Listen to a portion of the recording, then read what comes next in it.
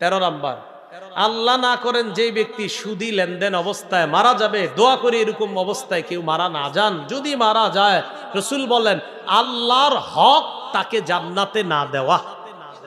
মানে এটা আল্লাহর হক হয় না যে ভাই আপনার কর্তব্য হলো আপনি এটা না করা। রাসূল বলেন যে আল্লাহর হক ওরে জান্নাত না দেওয়া। রাসূলুল্লাহ সাল্লাল্লাহু আলাইহি সাল্লাম বলেন, আল মুস্তাদরাক লিল হাকিম হাদিসের কিতাব 2260 নম্বর হাদিস।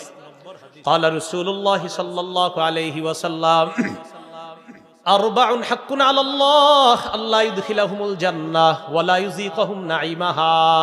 চার ব্যক্তিকে জান্নাত না দেওয়া আল্লাহর হক। কয় ব্যক্তি? চার। এক নাম্বার মুদমিনুল খামরি, যে মদ পান করে, মদ খায় সারা জীবন, আর ওই মদ্যপ অবস্থাতেই সে মারা গেছে, মদ খাইতে কিন্তু মরে গেছে।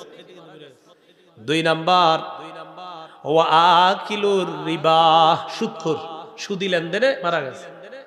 তিন নাম্বার ওয়া আকিলু মালিল ইয়াতীম, এতিমের সম্পদ অন্যায়ভাবে ভক্ষণকারী। চার নাম্বার ওয়াল আকুলি ওয়ালিদাইন, পিতা মাতার নাফরমান সন্তান।